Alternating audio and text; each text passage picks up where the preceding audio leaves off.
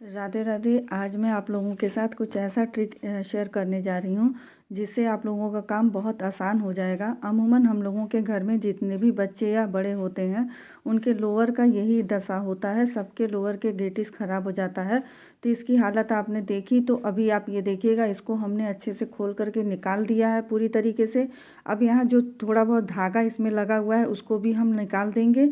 निकाल करके बिल्कुल अच्छे से कमर साफ़ कर लिया है हमने। अब हम यहाँ पे एक मोड़ यहाँ पे ऐसे लगा लेंगे, एक पतला सा स्ट्रिप हम मोड़ लेंगे जिससे कि हमें गेटिस लगाने में आसान हो जाए। तो ये आप देख पा रहे होंगे कि इसको हमने अच्छे से मोड़ लिया है।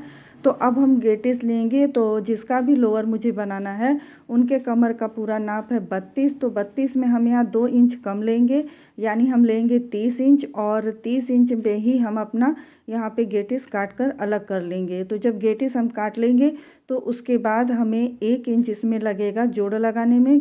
दोनों कोना पकड़ करके हमको इसको अच्छे से जोड़ लेना है, और इसमें आपको सीधा या उल्टा कुछ नहीं देखना है, बस अच्छे से धीरे धीरे आराम से सिलाई मशीन में इसको 4 से 5 बार सिलाई चला लेंगे और दोनों कॉर्नर को हम जोड़ लेंगे जैसे हमने अभी जोड़ा। अब ये देखिएगा, ये है पीछे का हिस्सा और ये है आगे का हिस्सा।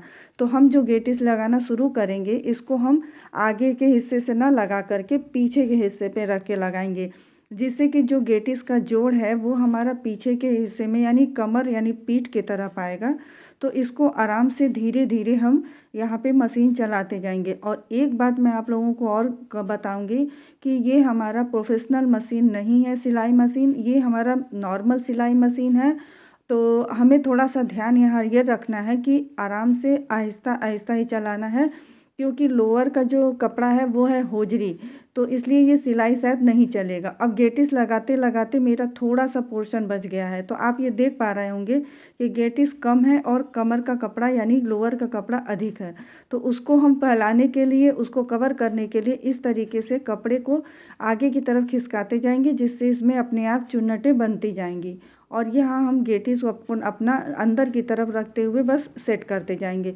तो यहाँ पे हमें गेटिस और कपड़े दोनों को खींचना बिल्कुल भी नहीं है, बिल्कुल आराम से एकदम काम करना है और धीरे धीरे काम करना है। तो आपको ये भी ध्यान रखना है। अब आप ये देख पा रहे होंगे कि मेरा थोड़ा सा ही हिस्सा बचा है, लेकिन अभी भी कपड़ा अधिक है और गेटिस कम है यहाँ पर। तो फिर वही प्रोसेस करेंगे, फिर से हम अंदर की तरफ गेटिस को बाहर की तरफ गेटिस को खींचेंगे और कपड़ा अंदर की तरफ लेंगे यानी चूनट में डालेंगे। तो अब ये देखिएगा, अब ये बिल्कुल बराबर हो गया है, बिल्कुल ही आसानी से ये सिल सकता है। तो यहाँ पे हमने ये पहला वाला स्टेप पूरा कर लिया है। अब हमारा बचता है दूसरा स्टेप। तो दूसरे स्टेप में हमें यहाँ किसी की ज़रूरत पड़ेगी, क्योंकि ये हमारा सिलाई मशीन हाथ वाला है। अगर आपके पास पैर वाला मशीन है तो पैर वाली मशीन में आप अकेले खुद से ही कर सकते हैं, क्योंकि आपका दोनों हाथ यहाँ पे फ्री रहेगा।